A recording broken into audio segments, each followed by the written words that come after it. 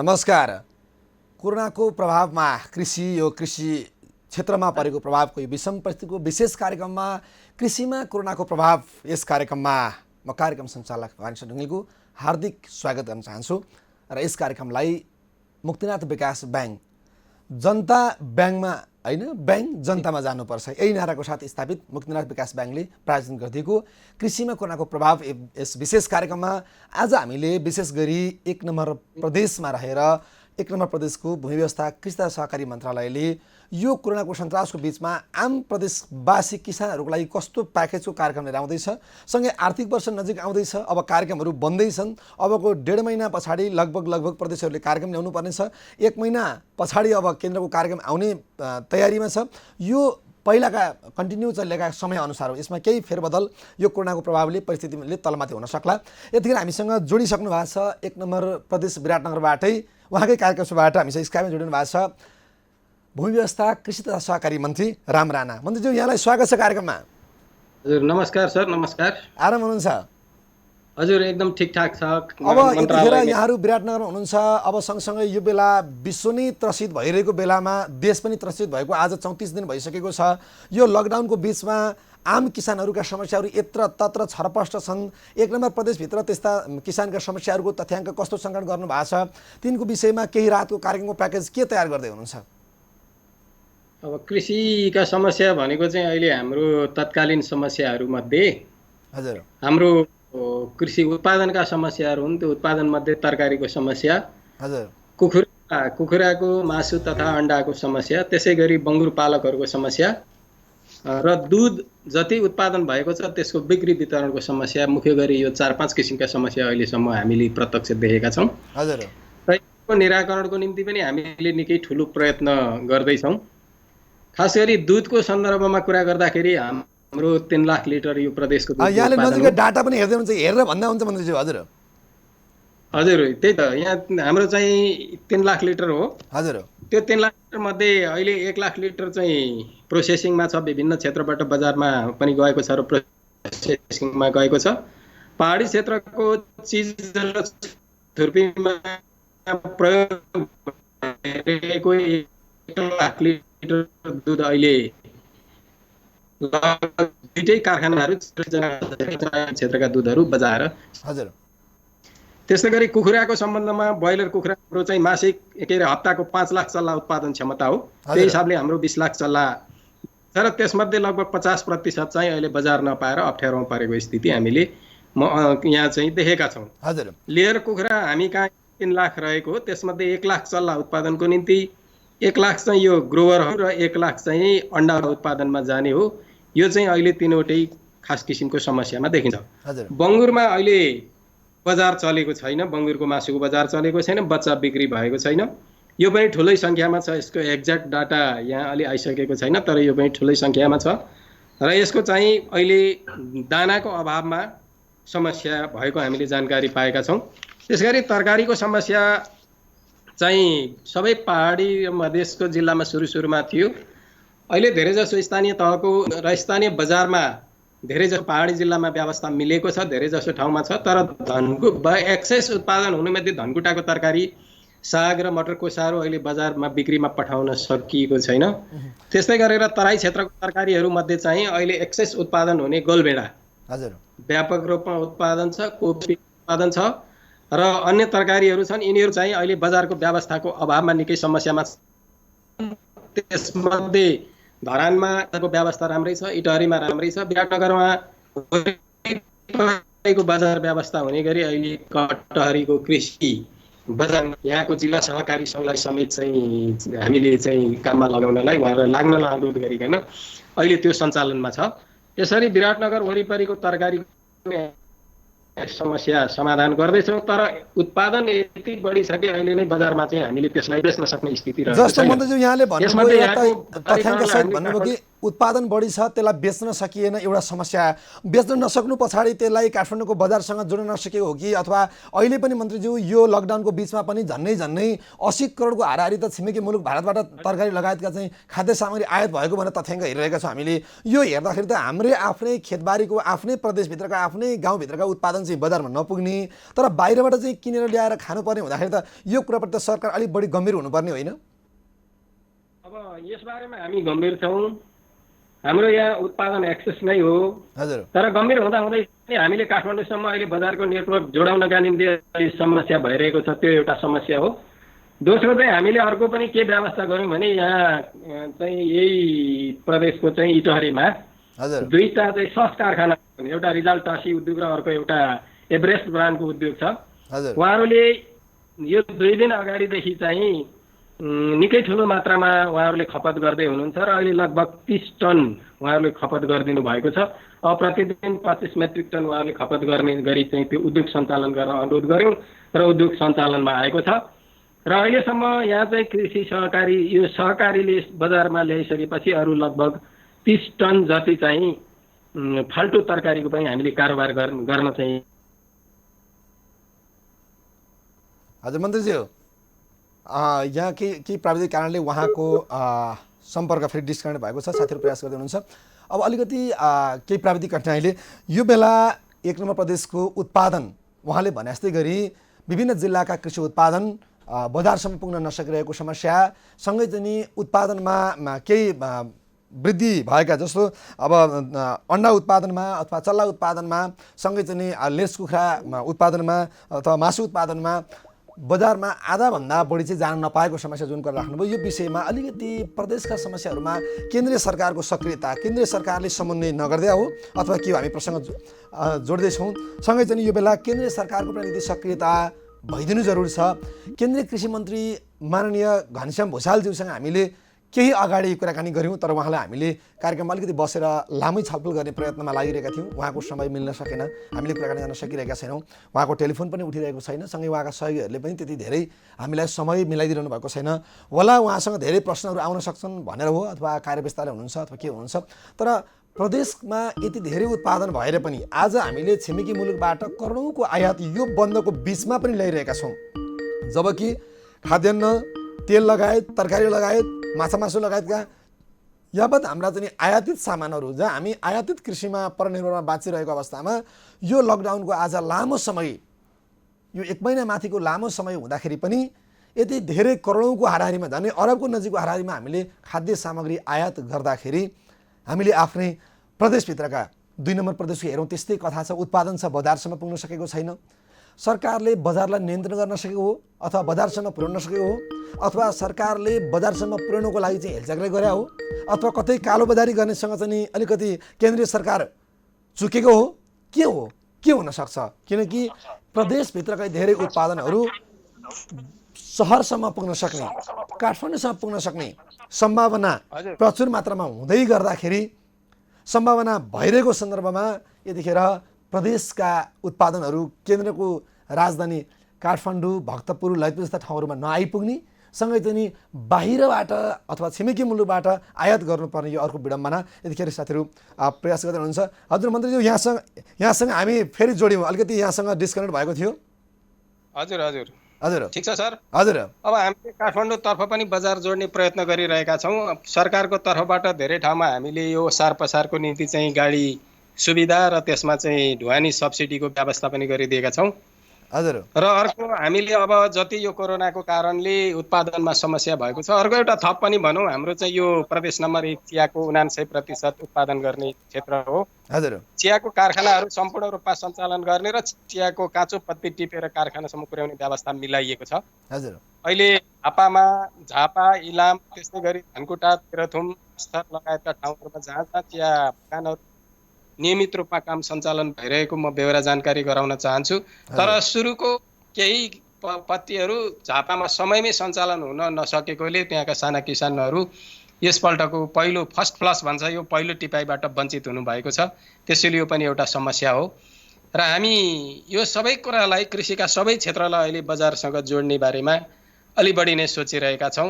हजुर। र हामीलाई को व्यवस्थापन पनि त्यत्तिकै समस्या थियो। हामीले अहिले धेरैजसो रासायनिक मलको व्यवस्था पनि गरिसकेका छौँ। त्यो चाहिँ चैते धान लगायतका बालीहरूमा चैते धान, मकै र उखु बालीमा लगाउनु पर्ने मलको पनि अहिले हामीले उचित व्यवस्था गरेका छौँ र केही मात्रामा यहाँको मल नपुगेपछि हामीले वीरगन्जबाट पनि यसको व्यवस्था मिलाएका अब छौँ। जस्तो यहाँले भन्नुभयो केही व्यवस्थापन प्रदेशभित्र आवश्यक पर्ने उत्पादनलाई मिलाउनु भयो, तर काठमाडौँ सहरसँगको बजारमा जोड्नको लागि चाहिँ यहाँलाई के कारणले समस्या भएको छ मन्त्रीज्यू? हामी अत्यन्त प्रयत्नशील छौँ।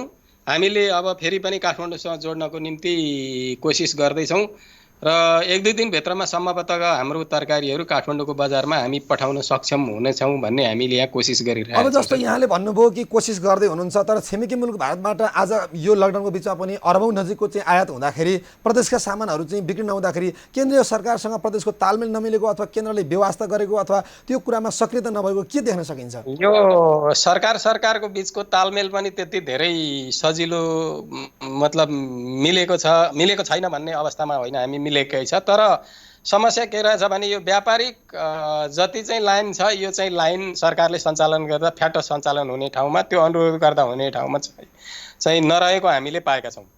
अब यहाँकै बजार पनि हजुर, यहाँकै 1 नम्बर प्रदेशको बजार पनि अहिले प्रदेश सरकारले हस्तक्षेप नगरेको भए सम्भवतः यो बजारको व्यवस्था अप्ठ्यारो हुने थियो। हामीले त्यसलाई चाहिँ अलिकति हस्तक्षेपकारी ढङ्गले नै यहाँको एउटा बजार व्यवस्था गरेका छौँ, त्यसैले त्यो सजिलो देखियो। केन्द्रले पनि प्रदेशसँग यो प्रकारको सम्झौता गरेर त्यहाँको बजार व्यवस्थामा दखल दिने व्यवस्था मिलाउने हो भने हामी काठमाडौँलाई पनि यहाँबाट विराटनगरबाट धेरै तरकारी, विराटनगर मात्र होइन, विराटनगर, मोरङ, सुनसरी, झापा लगायतको क्षेत्रबाट प्रशस्तै तरकारी पठाउन सक्ने सम्भावनामा चाहिँ छौँ। र यसबारेमा आवश्यक अब जस्तो आर्थिक वर्षको बजेट पनि नजिक आउँदैछ, अब केन्द्रीय कृषि मन्त्रीज्यू भन्दै हुनुहुन्छ कि अब खाद्यान्न सङ्कट पर्न सक्छ, विश्वभरि चाहिँ अब 25 करोडभन्दा बढी मान्छेहरू चाहिँ अब भोकमरीमा पर्ने चपेटामा पर्ने भनेर देखिरहेको छ तथ्याङ्कले।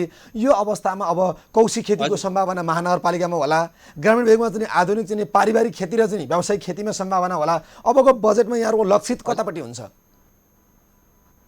अब हाम्रो सबभन्दा पहिला चाहिँ यो सम्भावना छ भन्ने हिसाबले र सँगै तपाईँको प्रसङ्गमा मैले अर्को पनि एउटा जोडिहालौँ। हामी कहाँ 1 नम्बर प्रदेशमा मात्रै 1.5 लाख भन्दा बढी मानिस अब विदेशबाट आएको चाहिँ रेकर्ड अलि अनौपचारिक रेकर्ड छ।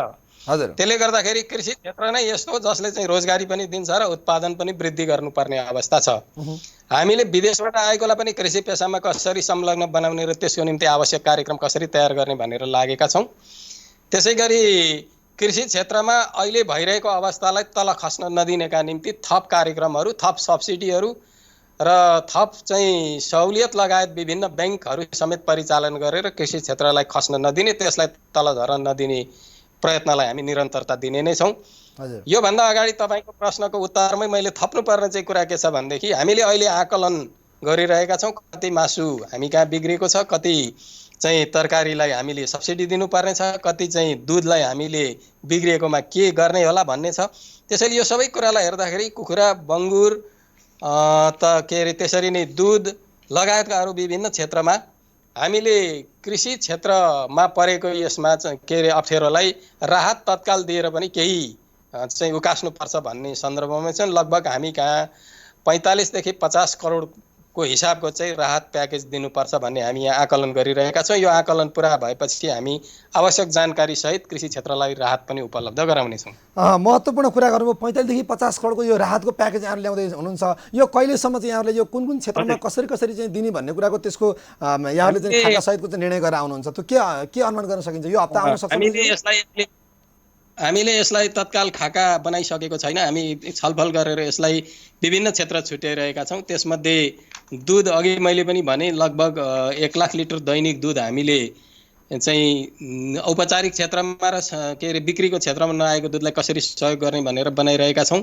त्यसै गरी त्यता राहत दिनुपर्छ भन्ने सन्दर्भमा छौँ। कुखुरा, ब्रोइलर, लेयर लगायतको विभिन्न क्षेत्रमा परेको अप्ठ्यारोलाई कसरी गर्न सकिला, त्यसमध्ये ठुलो उद्योगपतिहरूलाई, ठुलो चाहिँ व्यवसायहरूलाई कसरी र साना व्यवसायलाई कसरी दिने भन्ने कुराको चाहिँ राहतमा एउटा टुङ्गो गर्नुपर्छ भन्ने हिसाबले लागेका छौँ।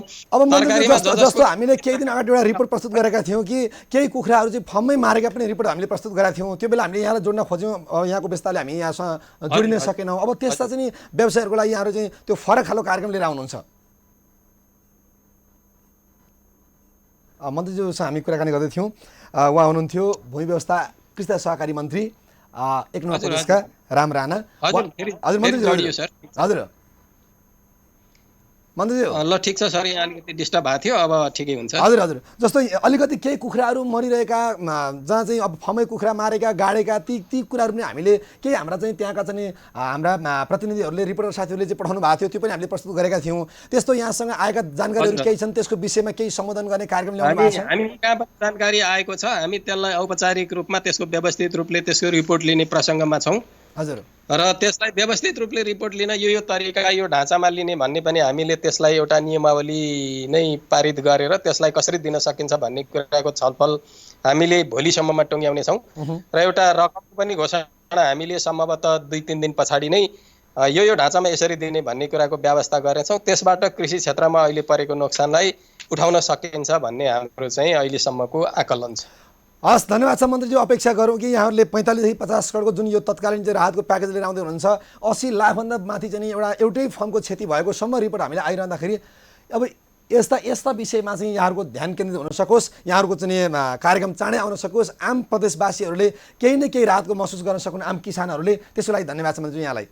हुन्छ, धन्यवाद यहाँलाई पनि, यहाँले मौका दिनुभयो र हामीले कृषि क्षेत्रमा गर्ने आगामी कार्यक्रमको बारेमा फेरि अर्कोचोटि छलफल गर्ने अलिकति छलफल गर्न आज केही प्रविधिले साथ दिएर मन्त्रीज्यू। यतिखेर हामीसँग भूमि व्यवस्था कृषि सहकारी मन्त्री राम राणा हुनुहुन्थ्यो, 1 नम्बर प्रदेशबाट विराटनगरबाट जोडिनु भएको थियो। केही प्राविधिक कारणले हामीले उहाँसँग लामो कार्यक्रम गर्न सकेनौँ। सँगै यतिखेर रिपोर्टहरू पनि हामीसँग आइरहेका छन्, कतिपय किसानका समस्याहरू, किसानका पीडाहरू आइरहेका छन्। यतिखेर हामी एउटा रिपोर्ट देखाउँछौँ कि जबसम्म किसानका समस्या र किसानका पीडा, किसानले कृषि क्षेत्रमा भोगेका कथाहरू कस्ता छन्, यतिखेर एउटा रिपोर्ट देखाउँछौँ, रिपोर्ट सँगसँगै आउँछौँ। सँगै यो रिपोर्टमा तपाईँले देखाउन हामीले खोजिरहेका कुरा चाहिँ विशेष गरी कृषिमा हामीले केही दिन अगाडि विराटनगर झापा लगायतका केही ठाउँका रिपोर्टहरू देखायौँ कि त्यहाँ किसानले चाहिँ आफ्ना कुखुराहरू मारेर खाल्टोमा हालिरहेको, सँगसँगै चाहिँ कतिपय चाहिँ अब काउली चाहिँ खेतीमा अथवा बन्द खेतीमा चाहिँ डोजर लगाइरहेको, सँगसँगै चाहिँ टमाटर खेतीमा टमाटर नष्ट भइरहेको, यो कुरा आउँदै गर्दाखेरि यो जानकारी गराउँ आम दर्शकहरूमा। म त्यसमध्ये पनि 1 नम्बर प्रदेशमा जसले हामीलाई हेर्दै हुनुहुन्छ कि मन्त्रीज्यूले अहिले नै जानकारी गरिसक्नु भएको छ, यसको औपचारिक घोषणा उहाँहरूले गर्न बाँकी छ। 45 देखि 50 करोडको कार्यक्रम 1 नम्बर प्रदेशका सबै जिल्लाहरूका साना व्यवसायी, ठुला व्यवसायी, विशेष गरी ठुलो मारमा परेका पोल्ट्री व्यवसायी, कुखुरा पालन व्यवसायी हुनुहुन्छ। 1 नम्बर प्रदेशका ओखलढुङ्गा, खोटाङ, सोलु, भोजपुर, धनकुटा लगायतका अधिकांश जिल्लाका किसानहरूका धेरै टेलिफोनहरू हामीलाई आइरहेका छन्, धेरैको समस्याहरू हामीलाई आइरहेका छन् कि अब कुखुरा पालनबाट हामी पलायन हुनु पर्यो, नसक्ने भइयो, सरकारको केही पनि कार्यक्रम आएन। 2 नम्बर प्रदेशको कार्यक्रम चाहिँ 36 करोडको चाहिँ एउटा अनुदान कार्यक्रम आयो अरे भन्ने सुनियो। हाम्रो 1 नम्बरको के छ, लौ न कृषि टिमले यो कुरालाई सोधिदिनु पर्यो, धेरैको गुनासो आइरहेको थियो र आज हामीले कृषि मन्त्रीज्यूसँग, भूमि व्यवस्था कृषि सहकारी मन्त्री राम राणासँग कुराकानी गऱ्यौँ कि उहाँले औपचारिक रूपमा घोषणा गर्न बाँकी छ 45 देखि 50 करोडको कार्यक्रम कस्तो किसानलाई कसरी कुन क्षेत्रमा राहतको व्यवस्थापन गर्ने, दूध उत्पादन, तरकारी उत्पादन, फलफुल उत्पादन, त्यसैगरी चाहिँ कुखुरा उत्पादन, अन्डा उत्पादन, मासु उत्पादन लगायतका सबै क्षेत्र वाइज विषयगत उत्पादनमा कसरी जाने भन्ने विषयमा उहाँहरूले त्यो कार्यक्रम लिएर आउँदै हुनुहुन्छ। सम्भवतः 3 दिनभित्रमा कार्यक्रम आउँछ भनेर भन्दै हुनुहुन्छ। सँगसँगै हामीले एउटा जनचेतनामूलक अभियानको कार्यक्रम हामी सञ्चालन गर्न खोजिरहेका छौँ। सँगै यो बेला व्यापक रूपमा उठिरहेको कौशी खेतीको कार्यक्रम ललितपुर महानगरपालिका, काठमाडौँ महानगरपालिका, भरतपुर महानगरपालिका, वीरगञ्ज महानगरपालिका, पोखरा महानगरपालिका र विराटनगर महानगरपालिका, यी महानगरपालिकाहरूले अब व्यापक रूपमा बागमती प्रदेश, 2 नम्बर प्रदेश, 1 नम्बर प्रदेश र गण्डकी प्रदेशले कौशी खेतीका व्यापक कार्यक्रमहरू सञ्चालन गर्ने, त्यसको लागि चाहिँ अलिकति अभियानै सञ्चालन गर्न जानुपर्ने देखिन्छ। त्यस कारणले अब पारिवारिक खेती, कौशीमा चाहिँ गमला मार्फत चाहिँ हामीले खेती गर्न सक्छौँ। कसैले चाहिँ थोरै काउली लाउन सकुँला, कसैले चाहिँ मुला लाउन सकुँला, कसैले प्याज लाउन सकुँला, कसैले लसुन लाउन सकुँला, कसैले चाहिँ त्यहाँ बन्द लगाउन सकुँला, अथवा कसैले चाहिँ त्यहाँ खोर्सानी लगाउन सकुँला, कसैले काँक्रो लाउन सकुँला। अब सिजन आयो, बर्खाको सिजन आयो, अब कतिले फर्सी लाउन सक्छौँ, कसैले घिरौँला, कसैले लौका, कसैले चाहिँ अब करेला लगाउन सक्छौँ। अब तरकारी खेती गरेर आफूलाई आवश्यक पर्ने तरकारी मात्रै कौशीमा खेती गरेर 150, 10, 20, 50वटा कति अर्थ तपाईँको घरको कौशीमा गमला लगाएर अब खेती सुरु गर्नुहोस्। सधैँभरि हामी अर्काको पसिनालाई मात्रै पछाडि परिरहेका छौँ।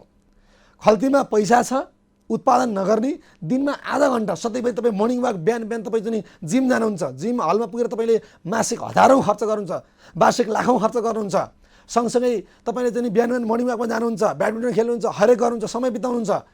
तपाईँ कहिलेकाहीँ दिनमा 1 घन्टा आधा घन्टा सबै परिवार मिलेर कौशी खेतीलाई समय दिनुहोस्। अब कौशिक खेतीको दिन आए।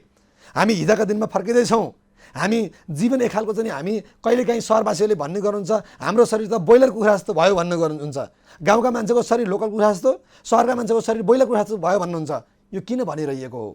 वास्तवमा सबै हाइजेनिक खानाहरू, सबै आयातित खानाहरू, विषादी मिसिएका, विषादी सहितका खानाहरू, विषादी सहितका कति तरकारीहरू हामीले खाइरहेका छौँ।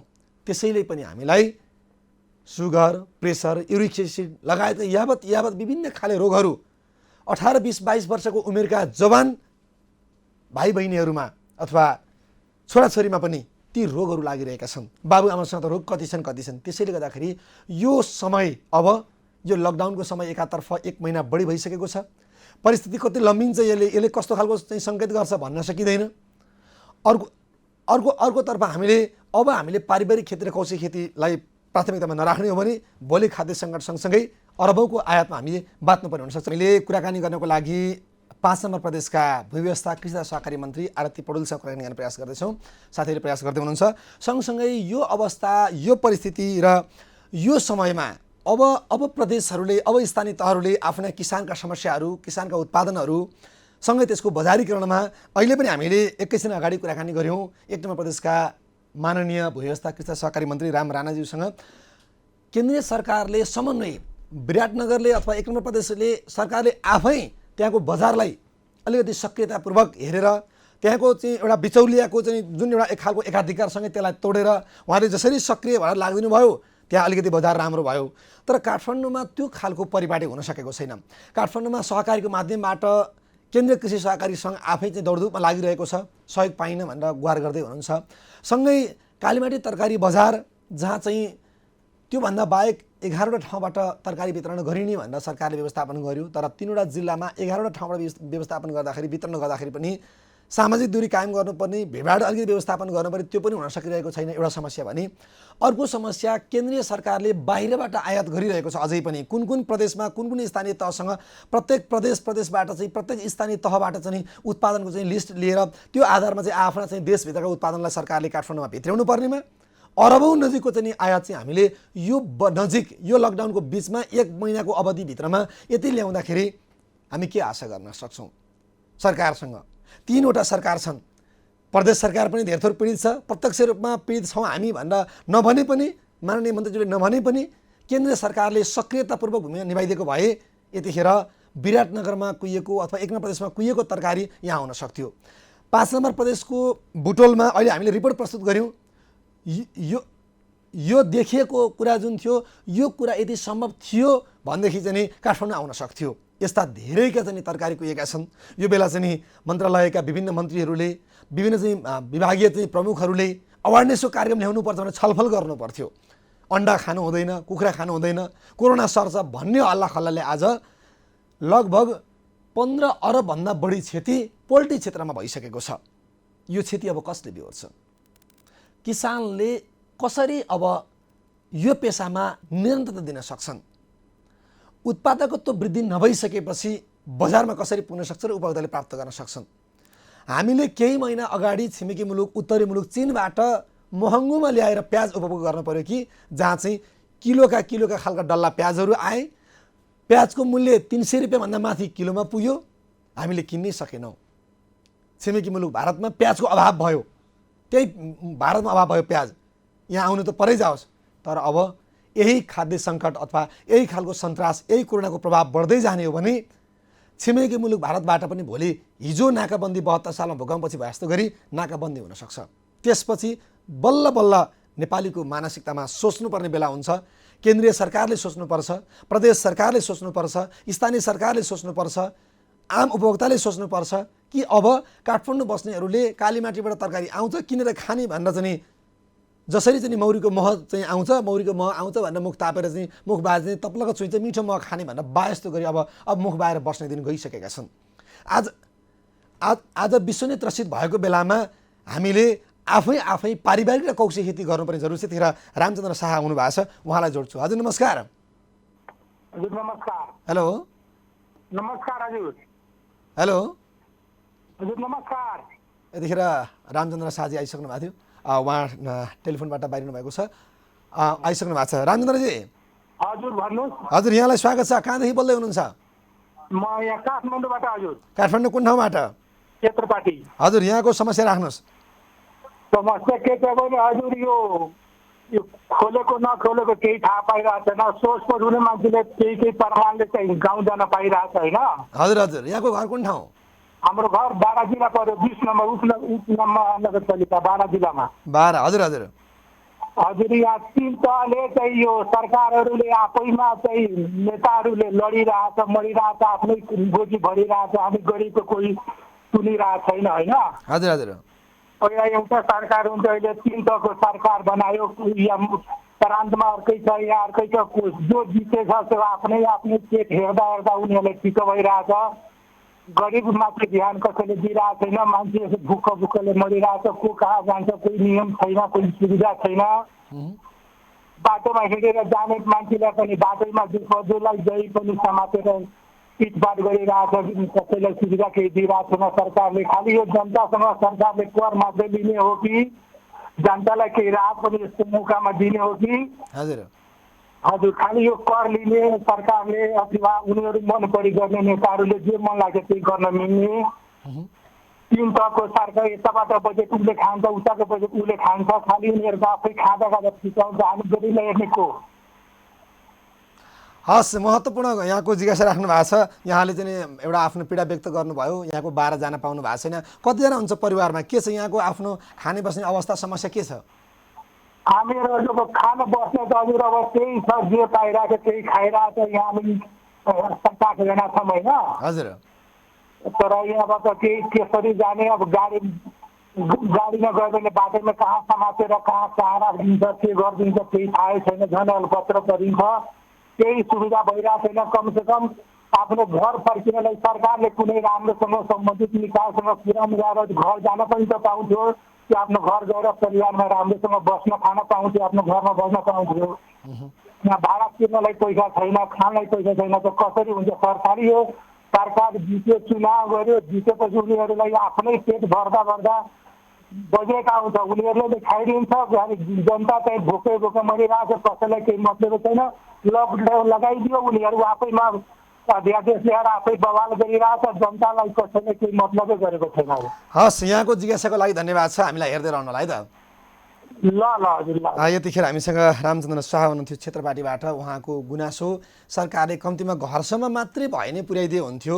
बाहिर फेरि चाहिँ स्थानीय तहहरूले लगिरहेको भन्ने सुनिएको छ, तर कहाँ कता लगे त्यो थाहा छैन भन्नुभएको छ। पूर्व पश्चिमका विभिन्न ठाउँहरूमा सवारी साधन मार्फत प्रदेशहरूको समन्वयमा, स्थानीय तहको समन्वयमा अधिकांश मान्छेहरू गाउँ फर्किसक्नु भएको छ। र उहाँले भने जस्तै गरी मैले आज 1 बजेको कार्यक्रममा नि केही कुराहरू उठाएँ कि अब पनि हामीले सञ्चार माध्यमहरूले बोलिरहने, हेर्ने दर्शकहरूले, सुन्ने श्रोताहरूले, पढ्ने पाठकहरूले पढिरहने अनि फेसबुक चलाइरहने यो परिपाटीको विकास भएको छ। मैले एकैछिन अगाडि पनि कार्यक्रममा आउनु अगाडि पनि मैले रामेछापको स्थानीय पत्रकार राजन महतो र छेत्रीसँग कुराकानी गरेको थिएँ। उहाँले रामेछाप जिल्लाको साँगुटार, गोठपानी, थाक्ले लगायतका गोठगाउँ लगायतका विभिन्न ठाउँहरू घुमेर आउँदाखेरि गाउँमा खसी पाइँदैनन् भन्नुभएको छ। उहाँले खसी पाइएनन् गाउँमा चाहिँ अब कुखुरा कुनै पनि छैनन्, सबै काटेर खाइसके, सबै रमाइलो गरिसके। अब गाउँघरमा अहिले सहरबाट फर्केकाहरूको दिनै पछि चाहिँ पार्टी भइरहेको छ। हो, हिजो इटलीमा कोरोना पार्टी भयो। कोरोना पार्टी हुँदै गर्दाखेरि आज इटलीमा लास छुनी मान्छे नभएर इटली स्तब्ध छ। नेपाल त आज 51 जना सङ्क्रमित हुँदाखेरि 12 जना गएर फर्किसक्नु भएको छ। भलै होला, भाग्यले, परिस्थितिले, समयले, देशको हावापानीले कुन हिसाबले हो त्यो अर्को पाटोतिर छोडिदिउँ।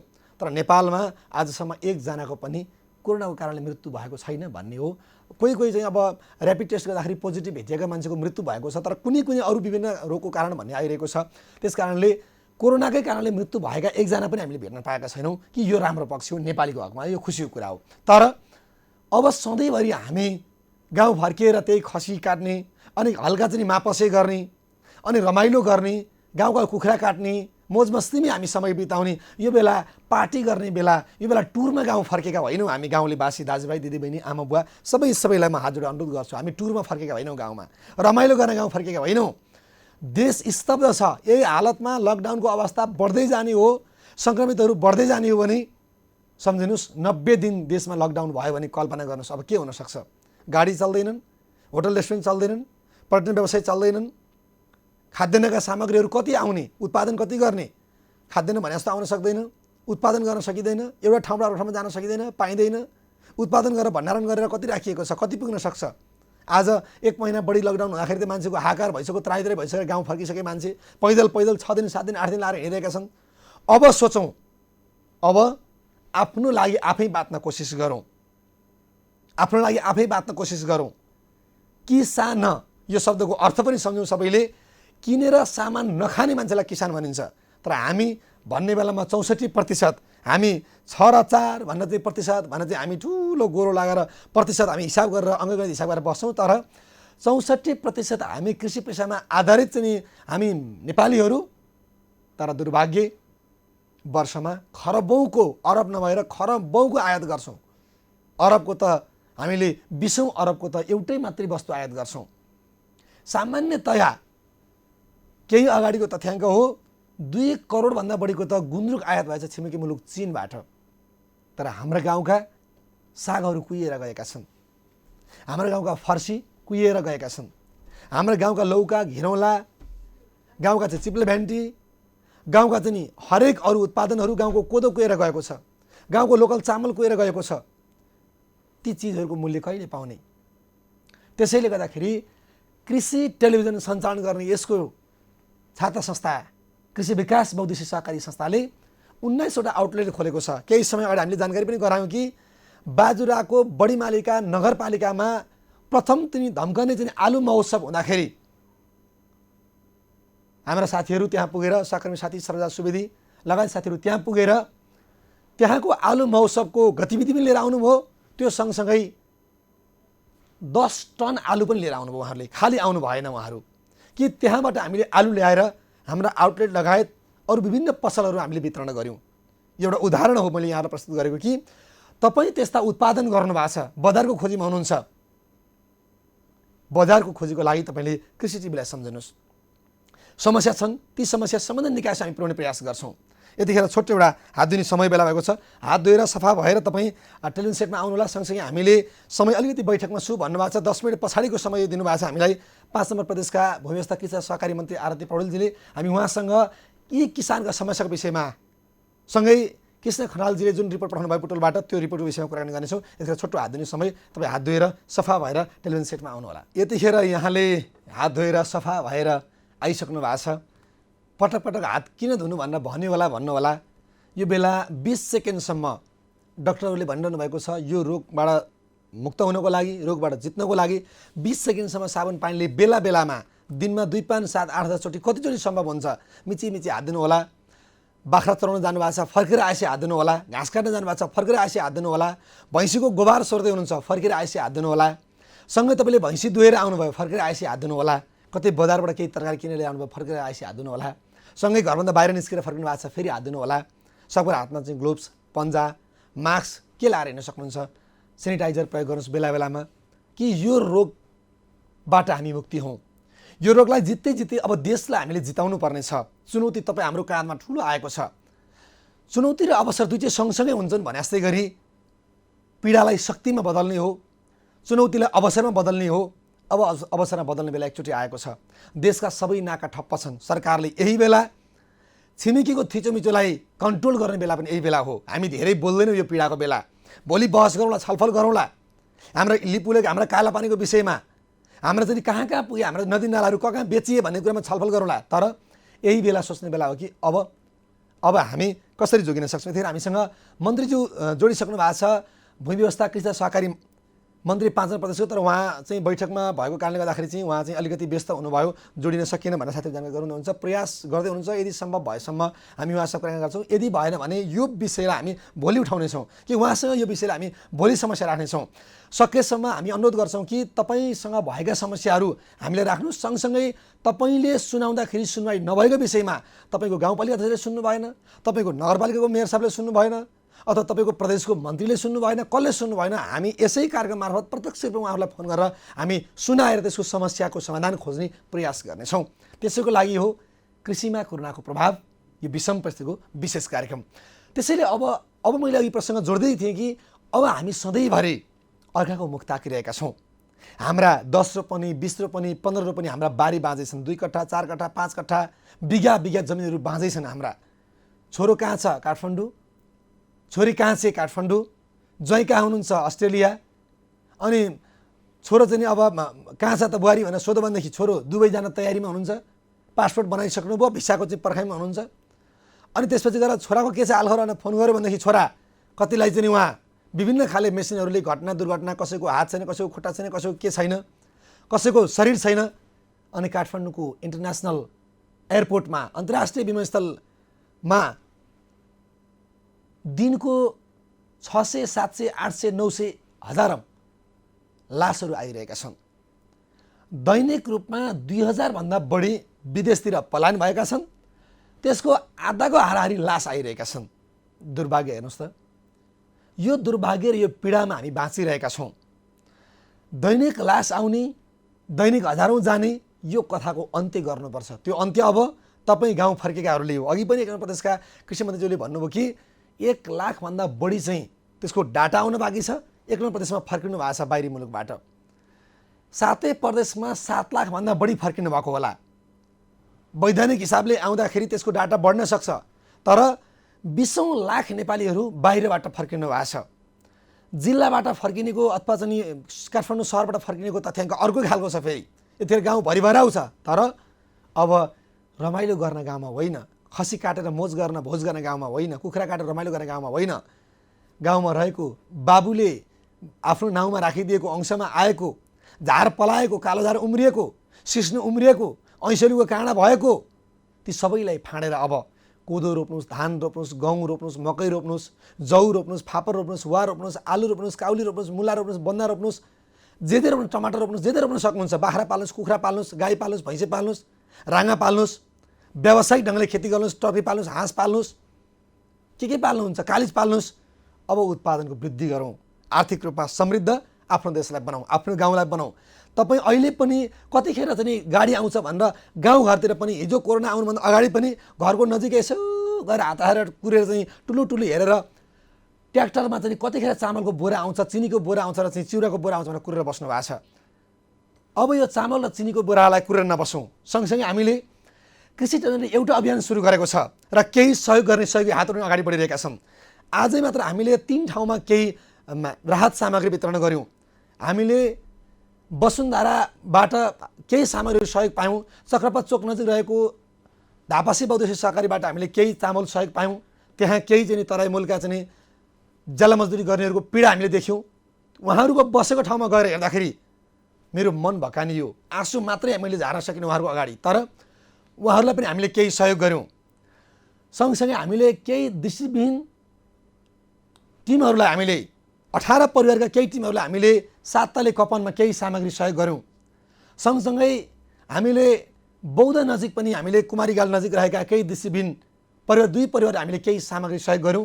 तपाईँले एकछिन अगाडि हाम्रो साथीहरूको कार्यक्रममा कोरोना बिर्साउने गफामा तपाईँले रिपोर्ट हेरिसक्नु भएको छ। हामी पक्कै पनि त्यो रिपोर्ट पछाडि पनि देखाउनेछौँ। त्यसैले गर्दाखेरि हामीलाई देखेर 3वटा संस्था, 3वटा सहकारी, धापासी बौद्धेश्वर सहकारी संस्थाले केही खाद्यान्न सामग्री सहयोग गर्नुभएको छ। त्यसै गरी ब्राइट बचत सहकारी बागबजारले नगदसहित केही सहयोग गर्नुभएको छ।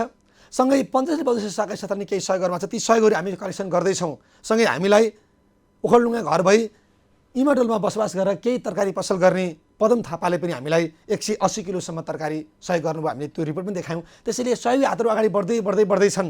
केही सहयोग गर्छौँ हामी भन्दै हुनुहुन्छ, केही ब्याङ्क वित्त कम्पनी सहयोग गर्छ भन्दै हुनुहुन्छ। त्यसैले अनुरोध गर्न चाहन्छु तपाईँहरूलाई एउटा मानवताको भावनाले सहयोग गरौँ, साथ दिउँ। हामी प्रत्यक्ष रूपमा चाहिँ पुर्याउँदैछौँ। हिजो मात्र यही कार्यक्रममा गुनासो गर्नुभएको थियो ललितपुरको चाहिँ ठैबोमा रहेका चाहिँ केही मजदुरहरूको समस्या। हामी उहाँहरूलाई पनि केही राहत सहयोग गर्दैछौँ।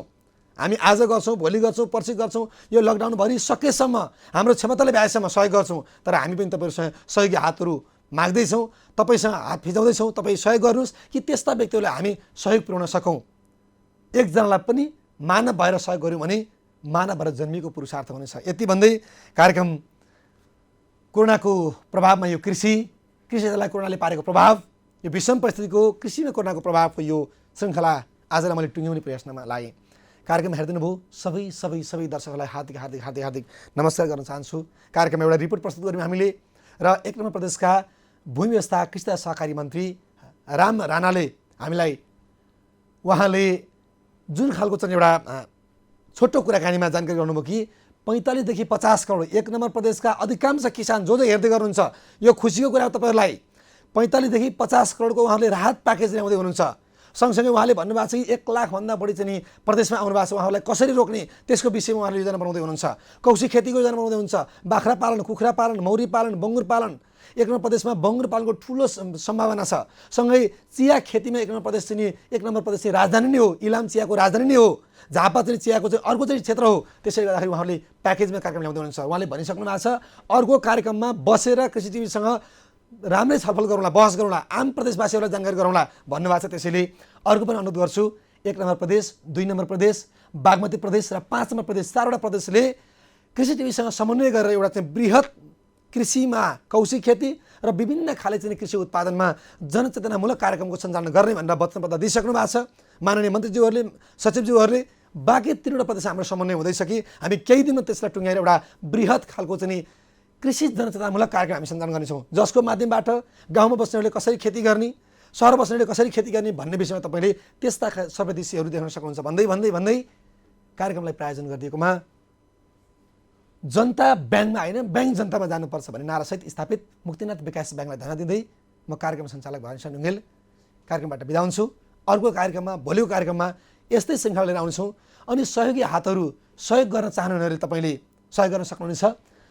55 30 200 55 30 222 हाम्रा यो 2वटा टेलिफोन नम्बरहरू तपाईँका लागि 24 घण्टा खुल्ला छन्। 55 30 200 55 30 222 मा तपाईँले टेलिफोन गर्न सक्नुहुन्छ। सँगसँगै अफिसियल नम्बरमा तपाईँलाई यदि अप्ठ्यारो पऱ्यो भने पनि 98 40 028 673 मा तपाईँले टेलिफोन गर्न सक्नुहुन्छ। 98 400 28 673 675 यी टेलिफोनमा तपाईँले टेलिफोन गर्न सक्नुहुन्छ। 98 40 028 673 र 75 मा तपाईँले टेलिफोन गर्न सक्नुहुन्छ। भन्दै भन्दै बिदा हुन्छु। नमस्कार। सम्पूर्ण कृषक दाजुभाइ तथा दिदीबहिनीहरूमा व्यावसायिक सहकार्यका लागि हार्दिक आह्वान। यदि तपाईँले प्राङ्गारिक पद्धतिबाट खेती गरेर आत्मनिर्भर बन्न खोज्दै हुनुहुन्छ र बजार नपाएर भौतारी राख्नु भएको छ भने अब भौतारिनु पर्दैन। हामीले तपाईँको घर खेतबारी र वन जङ्गलमा